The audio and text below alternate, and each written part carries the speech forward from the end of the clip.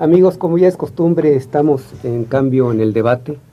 Ya es una afortunada coincidencia de que este programa esté apareciendo y que con el objetivo de informar detenidamente al auditorio de los sucesos, sobre todo en Michoacán, y de los acontecimientos, sus problemas, etcétera. En esta mañana tenemos como invitado al ingeniero Jorge Alfredo López Uriza. Él es egresado de la Universidad de Chapingo, una escuela nacional de agricultura que hoy se llama Universidad de Chapingo. Universidad Autónoma de Chapingo es una institución con mucha historia en el país, muy importante para el desarrollo de nuestro estado y desde luego de toda la República. Él hizo estudios de maestría en estadística en el Colegio de Postgraduados de Chapingo, también lo hizo estudios de economía en la University of Colorado en los Estados Unidos de Norteamérica, y ha sido o es graduado en alta dirección en la Ciudad de México.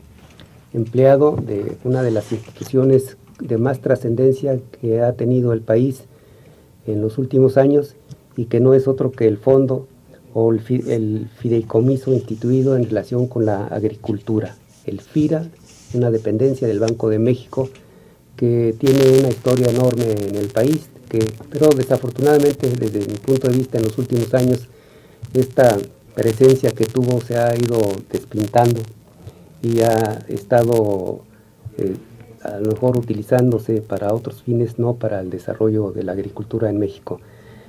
Jorge, pues bienvenido, muchas gracias por tu atención, de haber aceptado esta invitación. Y bueno, pues empezaríamos a indicar, o preguntaría yo, ¿qué pasa con FIRA después de que tuvo una presencia indiscutiblemente importante en la nación, de que todo, inclusive a la fecha todavía su personal es altamente capacitado, es reconocido, se preocuparon mucho por contratar jóvenes profesionistas, en mandarlos al extranjero a prepararse? Seguramente fue tu caso, y hoy está, como decía yo hace un momento, pues no vemos los resultados que los mexicanos quisiéramos de esta institución. Sí, buenos días. Primeramente quiero saludar a las personas que nos están viendo y escuchando. Quiero repetir mi nombre, Jorge López Uriza, servidor de todos ustedes. Quiero agradecer a mi amigo Samuel Maldonado la invitación, a mi amigo Eduardo, profesor universitario, también su amable invitación. El tema que nos trae aquí es hablar, dar algunas ideas, algunas perspectivas de lo que es el desarrollo del sector agropecuario mexicano. Yo quiero señalar primeramente que yo tengo una carrera básicamente técnica. Yo me he dedicado durante toda mi vida profesional básicamente al aspecto técnico. Primeramente, quiero señalarles que yo soy egresado de Chapingo, como ya se señaló aquí. Tengo una especialidad en irrigación, ¿verdad? El tema que abarca es básicamente toda la agricultura de riego. Después hice estudios de posgrado en estadística. Eso me permitió ingresar al Banco de México. En esa institución, al Banco de México, en el FIRA concretamente, mi carrera consistió en llevar a cabo estudios de impacto de las políticas de crédito de la institución en el país. Ese ha sido una parte fuerte de mi carrera. Y bueno, posteriormente al retirarme de la institución, hice estudios sobre cuestiones de administración de empresas en el Tecnológico de Monterrey, y me he enfocado mucho en esa parte a lo que es la cuestión de emprendedurismo, en todas las estrategias para crear emprendedores. Atendiendo la inquietud que tiene el señor ingeniero Maldonado sobre la situación de FIRA, yo yo tengo una visión de una institución tan noble como FIRA, de hacer una institución de mucha trascendencia en el país. Es una institución que durante mucho tiempo, estamos hablando de una institución que tiene casi 60 años de vida y que ha sido un pilar fuerte en apoyo al sector agropecuario. Estamos hablando de una institución que contribuye con un 40% del financiamiento al sector agropecuario del país. Y también creo que es una institución que ha tenido a lo largo de los años una excelencia en la técnica. Es una institución que fue líder en el desarrollo ganadero del país. Es una institución que ha sido líder en la generación de nuevas estrategias de apoyo al sector agropecuario. Y con relación a la inquietud que marcaba el señor ingeniero Maldonado, acerca de qué puede estar pasando con FIRA en los últimos años, pues yo pienso que lo fundamental ahí es que FIRA salió FIRA de un contexto muy, muy técnico, ¿verdad? FIRA es una institución de excelencia técnica, y FIRA a lo largo de los últimos años, y esa es una opinión muy respetuosa que quiero hacer, creo que ahora ha entrado más hacia el juego político, ¿verdad? Y quizá ha perdido alguna fortaleza en esa excelencia técnica a la que yo conocí, una excelencia técnica a la que tuve acceso, y que bueno, y quizá la pregunta sería ahora, ¿es malo eso? ¿Es bueno? Bueno, quizá eso se pueda comentar aquí antes de poder llegar a un juicio sobre ese tema. Sí, yo decía lo anterior porque el estado de Michoacán pues es un estado que ya conocemos, que tiene un sinnúmero de aspectos muy favorables para su propio desarrollo, sobre todo en el aspecto de agricultura, en el aspecto del campo, en la ganadería, en la fruticultura, etcétera. Es decir, es un vasto territorio que no está, desde mi perspectiva, no está lo suficientemente desarrollado, o está abandonado, por decirlo de otra manera, porque hemos visto en años anteriores cómo la región de Apatzingán era una región algodonera, era una región productiva, melonera, era una región en donde había un movimiento económico pues elevado, ¿no? Y en los últimos años aquello ha decaído. Tenemos cerca de 250 kilómetros de costa medido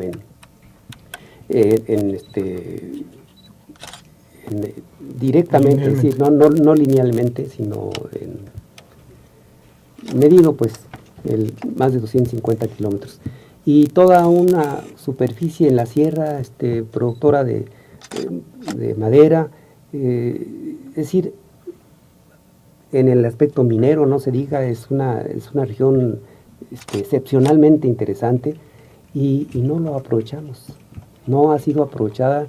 No tenemos un desarrollo en toda esa zona, concentración de población en la gran capital y en otras 3, 4 ciudades, y lo demás aparentemente está abandonado, el ejido se ha acabado, etcétera. Es decir, yo creo que hay una crisis que se ha hablado de la misma, pero que no vemos pues la forma de resurgir, y vemos con preocupación como una institución tan importante como lo ha sido FIRA, no se ve, no se aprecia en el estado de Michoacán. Sí, en efecto, yo creo que yo he tenido oportunidad de conocer prácticamente todo el país a lo largo de la carrera que he llevado a cabo, y quiero decir con toda franqueza, yo tengo el privilegio de vivir por más de 20 años ahora en el estado de Michoacán, y quiero expresar con toda franqueza y con gusto también de que Michoacán es uno de los estados mejor, donde la naturaleza ha sido toda una diversidad, y ha sido generosa la naturaleza con Michoacán. Si Vemos, por ejemplo, el caso de estados como Sonora, para dar un ejemplo un poco extremo. Vemos un estado básicamente desértico, ¿verdad? Pero que es un estado con una gran aportación a la producción nacional, principalmente de granos. Pero si venimos a Michoacán, aquí encontramos todos los climas y encontramos todos los entornos ecológicos que nos podamos imaginar, como lo acaba de señalar aquí el señor ingeniero. Encontramos litorales, lagos. Este es uno de los estados que tiene más volúmenes de agua en lagos internos. Encontramos bosques, encontramos recursos mineros, encontramos regiones altas de clima templado, con tendencia a clima frío, donde una gran cantidad de especies adaptadas a estos climas pueden prosperar, y de hecho han prosperado, ¿verdad? Tenemos regiones calientes, ¿verdad? Las regiones meloneras, regiones donde se producen mango. Este es un estado privilegiado. Y la pregunta es muy válida. ¿Por qué el estado de Michoacán se encuentra en una situación de atraso relativo? ¿Por qué el estado de Michoacán se ubica en los últimos lugares en ciertos aspectos? Quiero decirles que esta cuestión del sector agropecuario, hay renglones donde Michoacán es sobresaliente. Miren, el estado de Michoacán es un productor de aguacate de nivel mundial, es un competidor de nivel mundial con países como Israel, como Sudáfrica, ¿verdad? En ciertas partes de Estados Unidos también se produce aguacate. Entonces, Michoacán es un productor tremendo. Michoacán es un productor de limón que ocupa los primeros lugares también a nivel mundial. Es un productor de guayaba. La exportación de guayaba ha tenido ciertas limitantes, pero hay una gran cantidad de posibilidades que la producción de guayaba tiene. Una de las principales limitaciones está relacionada con aspectos de tipo fitosanitario. Fresa es un cultivo que fue muy importante en Michoacán, pero que se está perdiendo fuerza aquí. Pero Michoacán tiene el potencial en frutales yo creo que no hay un estado, tal vez Tabasco, si Tabasco se decidiera a llevar a cabo un giro importante, pero Michoacán tiene ventajas que no tiene prácticamente ningún otro estado. Quizá, como decía yo, algunos estados del sureste. Entonces, en la fruticultura, Michoacán tiene una gran oportunidad. En la horticultura, Michoacán tiene una gran oportunidad. Yo no sé si en la parte ganadera Michoacán tenga un potencial tan alto. No lo aprecio yo en ese nivel. En la parte forestal creo que Michoacán tiene también es muy fuerte.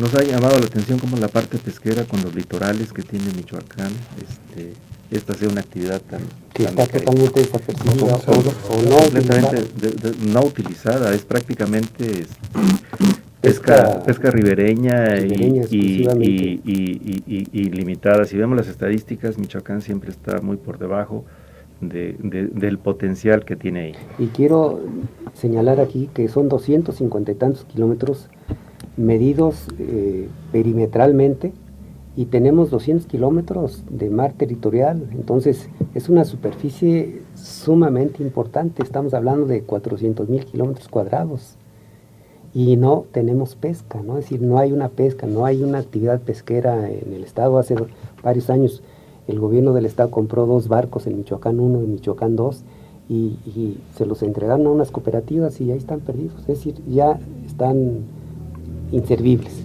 y nunca utilizados. Ingeniero, hablemos de la política agropecuaria, que creo que es su tema. Sí. Se habla un poco de FIRA, y quizás para ubicar al auditorio, ¿cuáles son las instituciones que hoy están apoyando, particularmente en Michoacán, pero en términos más generales en el país, este desarrollo agropecuario, y qué evolución han tenido?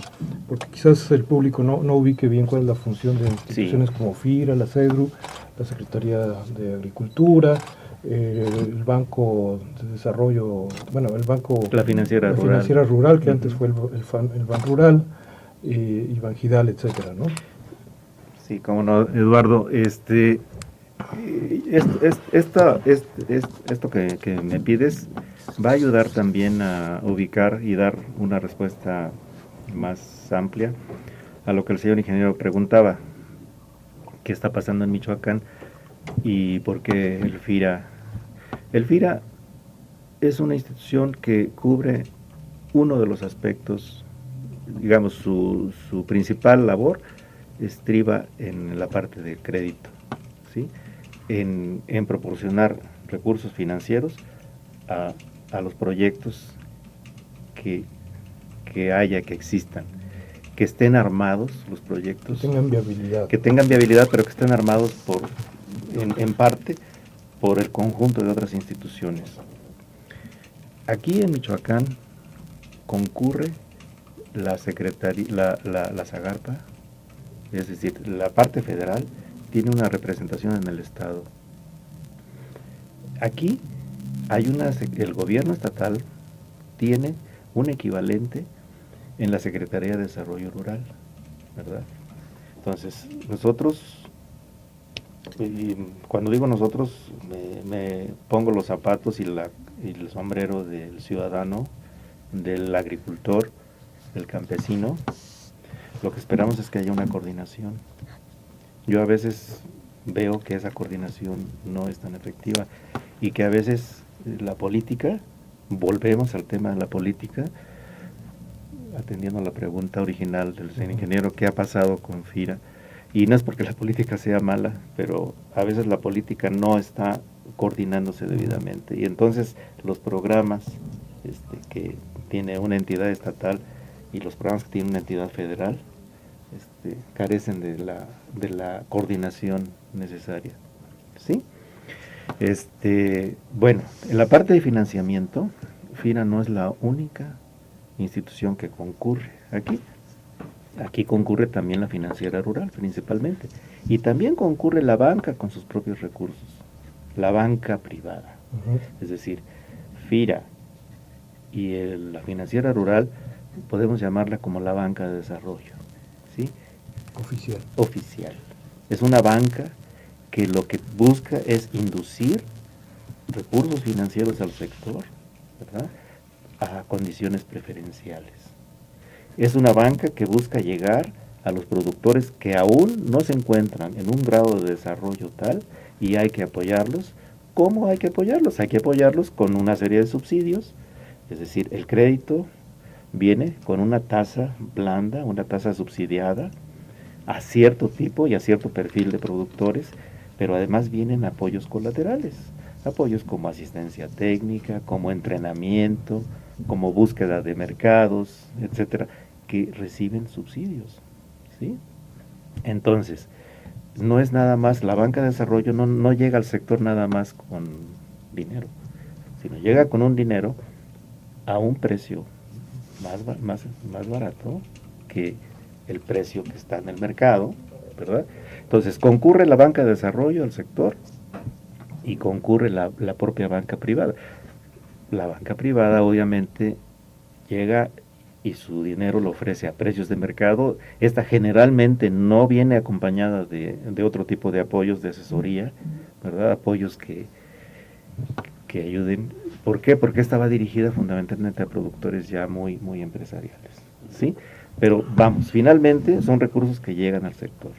Yo quiero pensar que, por ejemplo, ciertos productores de aguacate ya no recurren a la banca de desarrollo, sino se van directamente a la banca privada, a la banca comercial, y adquieren su financiamiento a precios de mercado. Bien, decías, Eduardo, bueno, ¿quiénes más concurren al sector agropecuario? Sí hay un sector que concurre muchas instituciones, estatales, municipales a veces, federales, es el sector agropecuario. Y nuevamente la pregunta, ¿por qué entonces el sector agropecuario no está desarrollado? ¿Sí?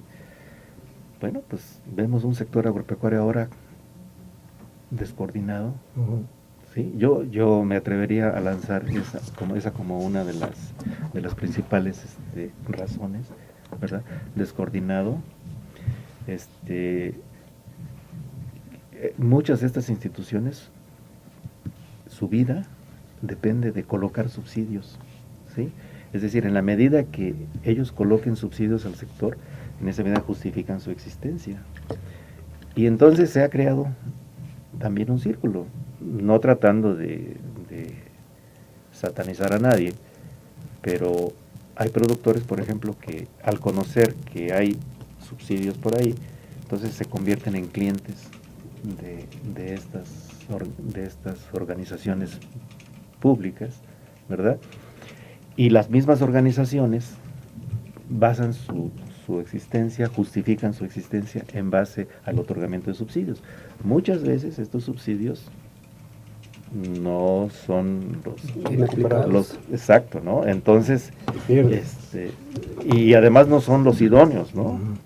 Entonces, pero como muchas de ellas justifican su existencia en función de la colocación, entonces es la parte cuantitativa, pero la parte cualitativa se pierde, ¿sí? Y entonces los subsidios tienen que ser, pues como ustedes lo saben muy bien, tienen que ser bien diseñados, muy específicos y al objetivo y al perfil de la gente. Alguna vez me decía un funcionario de la ONU, cuando estaba yo en FIRA, que ellos habían hecho un estudio en México acerca de la colocación de subsidios en el sector agropecuario y habían encontrado personas que ya eran casi profesionales, usuarios de los subsidios, que eran profesionales de los subsidios. Y ese no es el punto. El punto es que bueno, la cuestión está en la coordinación de los gobiernos, ¿verdad? ¿Quiénes están recibiendo subsidios? ¿Por qué los están recibiendo? ¿Y en qué? Para mover precisamente el desarrollo, pero de una manera coordinada.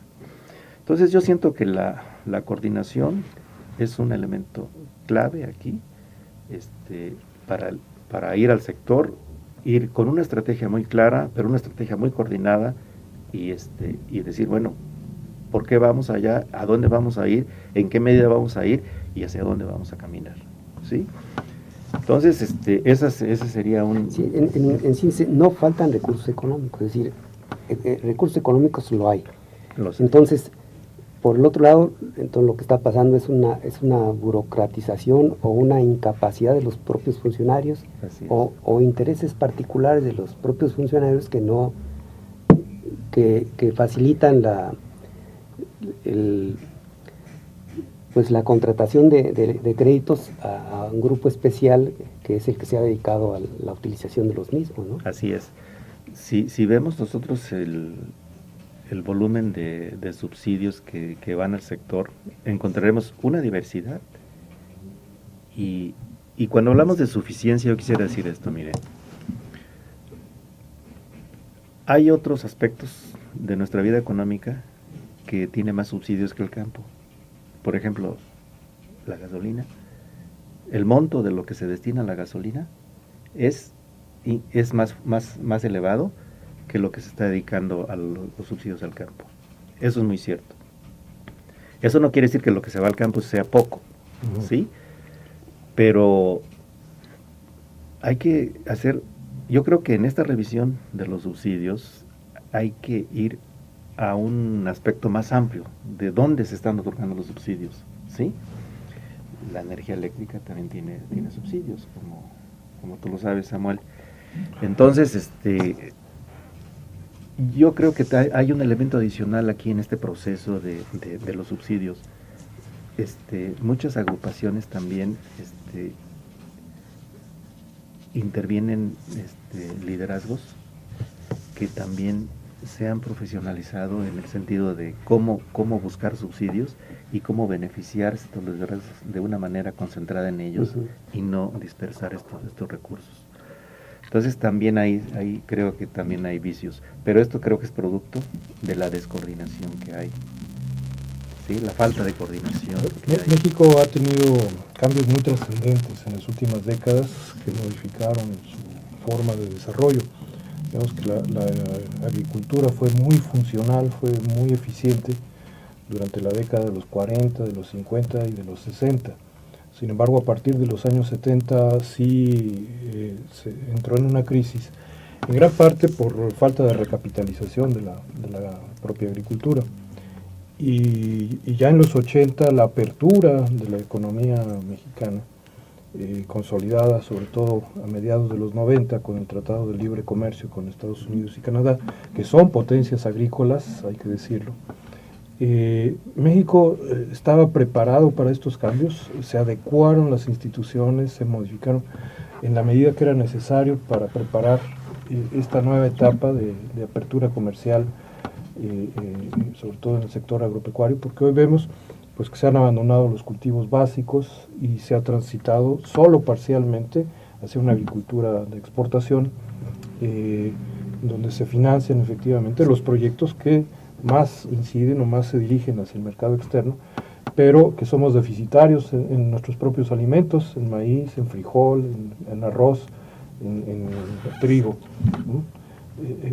Las instituciones a que se refería, ingeniero, en ese momento, ¿sí se adecuaron a estos cambios? En mi opinión, no se adecuaron. Esa falta de descoordinación creó escenarios de diagnóstico muy distintos y no se pudieron coordinar. Mire, la agricultura, como ustedes saben, está digamos, polarizada. Por un lado, tenemos a una agricultura poco desarrollada, muy ligada a la producción de granos, con rendimientos muy bajos, si los comparamos con los rendimientos internacionales. Y por otro lado, tenemos la agricultura de gran valor agregado, que tiene un mercado interno, pero que tiene también un mercado externo, es decir, donde hay una componente importante de exportaciones, como son las hortalizas y frutas, ¿verdad? Entonces, por un lado, sí hubo un desarrollo hacia este tipo de agricultura, pero la parte de la agricultura productora de alimentos básicos, estoy hablando de maíz, de trigo, de frijol, de arroz, ¿verdad? Esta se quedó estancada, ¿sí? Entonces, no hubo a tiempo un diagnóstico claro y quizá hubo diagnósticos, pero no se tomaron las acciones. Nuevamente, creo yo, por motivos de tipo político. Hay componentes, yo quiero ver que hay componentes de tipo político que no aceptaron cierto diagnóstico o que no se canalizaban a ciertos sectores y entonces hubo cambios. Es decir, hoy día, en la parte que produce granos en este país, que es la agricultura temporalera en buena medida, principalmente en maíz, por ejemplo, vemos una población avejentada. Lo digo con todo respeto, cuando digo viejo no quiero decir que eso sea malo. Una persona vieja puede ser una persona muy sabia y de hecho lo son nuestros viejos en México, pero es una población donde ha habido alta migración. Hoy día, por ejemplo, el caso de frijol, yo tuve la oportunidad de hacer un estudio hace unos 4 años sobre frijol, por ejemplo, y veíamos una población avejentada en el estado de Zacatecas, por ejemplo, que es un estado altamente productor de frijol. Y altamente expulsor de toda la gente joven, migra. Entonces la pregunta es decir, ¿quién produce ahora nuestros granos básicos? ¿Sí? Y también hay que tomar en cuenta una cosa. Sí. Yo creo que acabas de mencionar un aspecto que a mí me parece fundamental. Dice, con una población ya fuera de la capacidad productiva normal, porque bueno, uno encuentra las deficiencias propias de la edad, entonces nos estamos quedando sin la producción, pero sin la capacidad de la mano de obra, es decir, sin la preparación, es decir, estamos perdiendo el conocimiento del propio cultivo, que eso es sumamente grave. Sí. Ya de por sí agravado desde mi punto de vista, con los tratados internacionales que se han dado en esta materia, y que se dieron sin tener realmente un sin tener una mecanización del campo, y con esa situación, bueno, pues sencillamente estábamos totalmente desprotegidos, ¿no? Ahora se da esta situación y a mí me parece pues mucho más grave todavía, porque no vamos a tener la gente en el campo, tenemos olvidado este sector, no hay una capacidad de utilización de parte del interesado en cultivar por obtener esos financiamientos, y entonces estamos llegando a duplicar o estamos en la vía de duplicar la crisis alimentaria y económica que hay en el país, y que va a repercutir mucho en el estado de Michoacán, por consecuencia lógica, ¿no? Entonces, a mí no me parece muy satisfactorio lo que estamos viendo. Este escenario es muy delicado. Fíjense que hace unas semanas, el INEGI anunció que el PIB del sector agropecuario del primer trimestre de este año, 2012, había crecido significativamente. Es más, había crecido por arriba del promedio del PIB nacional, de lo que es el PIB general. Esto es interesante porque a mí me llamó la atención de que tradicionalmente el PIB agropecuario está abajo de la media, y que en el trimestre el PIB... Entonces yo me preguntaba por qué, si ha habido sequías, etcétera, etcétera, ¿por qué había sucedido eso?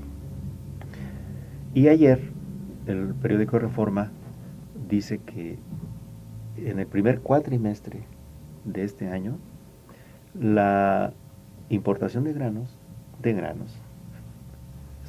son dos indicadores. Uno es el PIB agropecuario, el valor de la producción en términos económicos, y el otro es la importación de granos básicos, maíz, trigo, digamos principalmente. Creció 47% en el primer cuatrimestre con respecto a 2011. O sea, estamos viendo que los granos, como decíamos, se producen fundamentalmente en zonas de temporalera. Ha habido pocas lluvias, con una población disminuida, avejentada. Nuevamente quiero reiterar, sin transferencia tecnológica. Sin transferencia, la resistencia al cambio es mayor, ¿verdad? Para aceptar nuevas tecnologías. Entonces ahí tenemos un elemento importante. Pero yo diría otra cosa. ¿Por qué es necesaria la coordinación de la Federación y los estados? Estamos hablando ya de un fenómeno que está presente, es el cambio climático. Y yo me pregunto todos los días, ¿qué vamos a hacer? ¿Cómo nos vamos a coordinar los estados? La no está en las campañas. No está en las campañas. El cambio climático ya está aquí. ¿Sí? Va a cambiar el patrón que traíamos de lluvias, ¿verdad? Y ya estamos viendo. Un aviso es que en el primer cuatrimestre de 2012 estamos ya incrementando significativamente nuestras importaciones de granos. ¿Eso significa que estamos vendiendo petróleo para comprar alimentos? Estamos vendiendo petróleo y otros bienes y otros productos. Productos mineros y también agrícolas. Eso fue, desde mi punto de vista, uno de los factores muy negativos que trajo el Tratado de Libre Comercio. Es decir, acabar con la productividad en el campo mexicano por falta de mecanización, falta de industrialización, falta de preparación de nuestra propia gente, y hoy vamos a vivir las consecuencias de una equivocación garrafal de gobiernos que desde mi punto de vista han buscado no el desarrollo del país en forma autónoma, sino integrarse a un mercado que nos ha comido, nos ha absorbido y nos ha empobrecido, indiscutiblemente. Pues el tiempo casi se termina. Pues adelante con unos últimos comentarios. Pues muy rápidamente, está la cuestión de los transgénicos, básicamente en granos, que son la producción de alimentos con semillas genéticamente modificadas. México no tiene estas tecnologías. El peligro es de que quienes son dueños de estas tecnologías no las dan, no regalan. Simplemente ellos dicen, ¿quiere semilla genéticamente modificada? Yo soy el dueño de la tecnología, tengo la patente. Ahora, tenemos dueños de patentes para comer. Entonces es otra de las cosas que surge y que hay que poner en la mesa. ¿Quién está trabajando en México sobre estos asuntos? Entonces yo lo que creo es que más allá de las diferencias políticas están las necesidades de la sociedad, de la gente que va a necesitar en su mesa pan, frijoles, tortillas. Y insisto, no escuchamos propuestas en las campañas políticas para resolver estos grandes problemas. Completamente de acuerdo contigo, Eduardo. Completamente de acuerdo contigo. Un último comentario, Eduardo. No, pues qué bueno que hayamos tenido esta posibilidad de comentar estos temas, que efectivamente me parecen de gran relevancia en este momento, porque de eso se trata. No estamos comiendo, estamos orientando nuestra agricultura hacia otros objetivos que no son los de alimentar a la población mexicana. Bueno, pues yo por último diría que por fortuna para el estado de Michoacán, las instalaciones del CIRA se localizaron aquí en el estado desde 1985, precisamente como resultado del temblor de ese año, y que a pesar de que la tenemos aquí en el estado, que la tenemos en la capital, no hemos sabido, por las consecuencias que estamos viviendo, no hemos sabido aprovechar eficientemente para el propio estado estas mismas instalaciones. Creo que ahí habría que mandar un mensaje al gobierno del estado indicándole de esta problemática tan fuerte que se presenta para el estado, que teniendo unas consideraciones climáticas, como ya se mencionaron, muy favorables, no podemos cosechar, no podemos cultivar porque no tenemos agua, no podemos aprovechar los recursos hidráulicos suficientemente en forma adecuada, y estamos perdiendo el tiempo y estamos perdiendo nuestro estado. Y desde luego, bueno, pues lo que esto impacta en el desarrollo nacional. Pues muchísimas gracias, Jorge. Yo creo que esta plática da para otra serie de reuniones, y pues te vamos a agradecer que en otra próxima visita nos puedas acompañar. Con mucho gusto. Es Cambio en el Debate. Pues muchísimas gracias. Y saludos al auditorio.